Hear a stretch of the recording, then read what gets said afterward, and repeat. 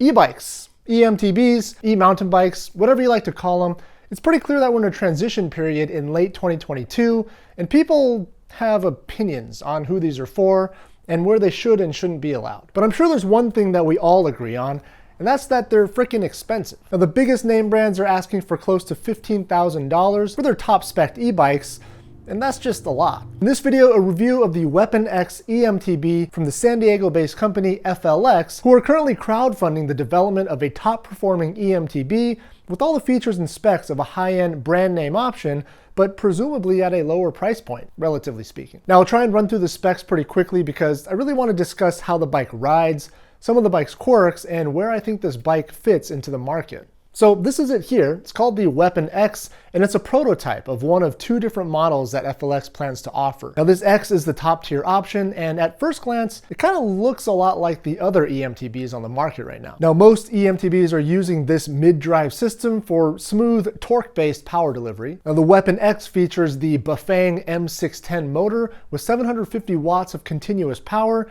and a pretty massive 120 Newton meters of continuous torque, with a claimed 1,000 watts of peak power, all fed by an 840 watt-hour battery, which I believe is interchangeable, but don't quote me on that. Now, the frame is carbon fiber with a linkage rear suspension, very similar to the giant Maestro system, if I do say so myself. Now, the components are all brand name off-the-shelf parts, and they include a DVO 160mm Onyx E2 fork, DVO Topaz rear shock for 150mm of rear travel, a SRAM GX Eagle 1x12 drivetrain, Magura MT7 brakes with 203mm rotors, an SDG Tellus dropper post, and Maxxis tires. Now, the top tier X model also gets brand name wheels from Spank, as well as a brand name finishing kit consisting of stem, handlebars, and saddle. Now, as far as the geometry, the Weapon X is mostly in line with other similar bikes and is relatively slack and low, although with a 66-degree head tube angle, it's not quite as slack as, say, a Santa Cruz Heckler 29er in low mode,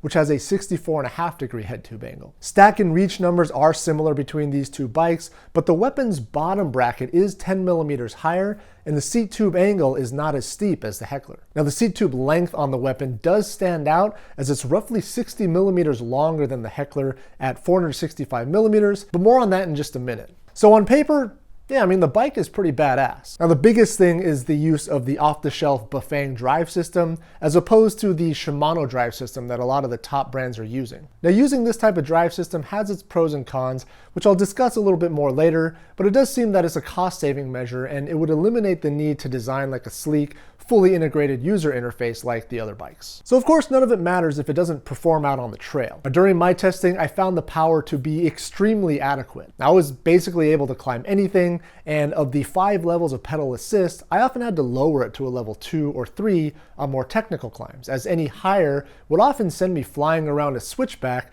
which was kind of startling at times. So really no complaints about the power. It's pretty smooth, and the delay is really small from the time you start pedaling to when it kicks in, which is one of the benefits of the torque-based power delivery, as opposed to, say, the cadence-based delivery of other cheaper systems. Now, I will say that I don't actually have any experience with a super premium eMTB from a top brand, and so I can't really speak to how this compares to the higher-end Shimano drive systems, but I will say that getting to the top of the hill was super quick and pretty uneventful. So the real question then becomes, how does it descend? Now, here's where I think things get a little bit more interesting. So FLX is a company that has successfully taken numerous bikes to market in the past, but I don't think that they're a company that specializes in mountain bikes in particular. So there are some things about this prototype that they just stand out a little bit. Now, I mentioned that the geometry of this bike isn't quite as slack as similar bikes on the market. You have a slightly steeper head tube angle, slightly higher bottom bracket, and a slacker seat tube angle. All these small little differences that add up to a somewhat noticeable difference when descending. Now, I'm not saying that this bike isn't capable of descending.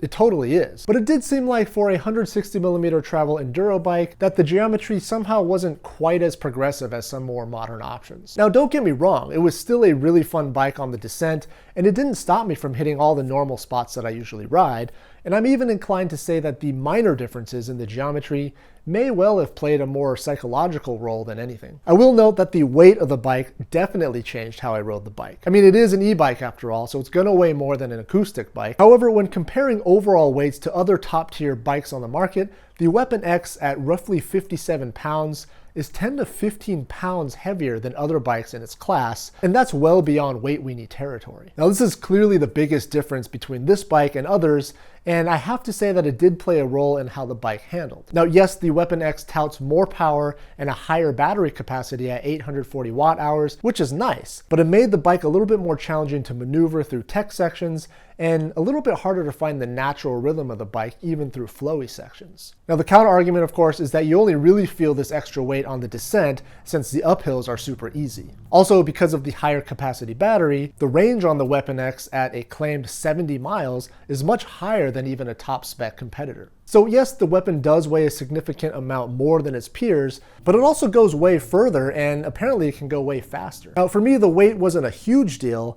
it just made the bike a little bit less playful and poppy than I was expecting. So aside from the weight, were there any other things that I wasn't a fan of? Well, there's not too many, but there were a few things that gave me a little bit of pause. Most notably, the seat tube length. Now I mentioned before that at 465 millimeters, the seat tube is 60 millimeters longer than that of other bikes in its class. Now for me, I'm 5'8" and I'm demoing a size medium bike, which is said to fit riders between 5'7" and 6 feet. So I am at the smaller end of the spectrum for this size bike, but even with the dropper post dropped and buried into the frame, I could barely touch tippy toes on either side, whereas on my medium high tower, for instance, I can sit comfortably with both feet basically flat on the ground. Now I get that on an e-bike, the motor and the supporting electronics take up a lot of real estate between the saddle and the cranks, but even the Santa Cruz Heckler has a seat tube length of 405 millimeters on a size medium. So it's a small thing that I only really noticed at slow speeds when maneuvering the bike around tight spaces. Now the other thing is the head unit. Now I get that this is built around the Bafang M610 mid-drive system, and it is an off-the-shelf unit, but I think the display and the controls could stand to be refined a little bit. Now the big screen is nice, but it's got sharp corners and it's mounted from one point on a plastic bracket above the stem. Now I feel like if the bike went down, this could easily get knocked off or pretty easily scratched. Now it's just my preference, but I'd prefer a more minimal display, maybe tucked next to the stem or under the handlebars where it can't really come into contact with the ground or bash a kneecap if you go over the bars. Now the control pad also reminds the rider that this is an off-the-shelf unit, as it's just a wired unit clamped to the handlebar. Now everything about it functions just fine, but it does seem a little bit out of place on a bike that's otherwise spec'd with nice top-shelf name brand components. And lastly, for a bike that I'm guessing will sell for nearly 5 figures, the speed sensor feels like a little bit of an afterthought. The sensor itself protrudes from the rear chainstay, and there's just like a spoke magnet like on one of those cheaper cycle computers that tracks the bike's speed for the display. Now I'm not exactly sure how the other e-bikes measure speed, but I bet that it's not with one of these spoke magnets. Now the title of the video is Crowdfunding A High-End eMTB, or something like that. Now yes, this bike is being crowdfunded on the Indiegogo platform, which to me makes perfect sense for a smaller company looking to raise enough capital to develop a high-end bike like this. Now they obviously don't have the financial resources like some of the bigger brands, but somehow I respect the grit and the scrappiness of the guys over at FLX. They know what kind of bike they want to make, and they have the experience bringing bikes to market, and they're also creating a community around this bike, and they're open to feedback. Now I have no affiliation with FLX, and they didn't give me this bike. I have to give this one back, and this is not sponsored content in any way. They just asked if I wanted to demo the bike, and I said sure. Now if you're interested in jumping on the early adopter boat, you can get a Weapon X for yourself at basically half the price for what they intend to sell it for. But I do think the campaign ends in a couple of days, so definitely check it out in the link down in the description if you're interested. So do I like the bike? Yeah. Definitely, I do. Now, despite its quirks, I had a blast with the bike during the past week of testing, and even though I'm passively against eMTBs in general,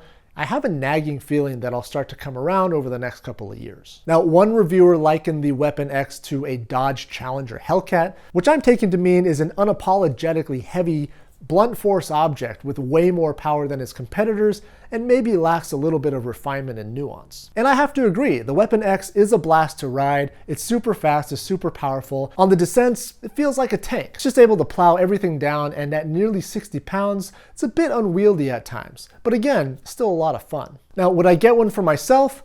Probably not right now, just because I'm not ready to make that commitment, but I do see that companies like FLX are starting to try to make these high-performance eMTBs more accessible to the masses. So ask me again in a couple of years and we'll see.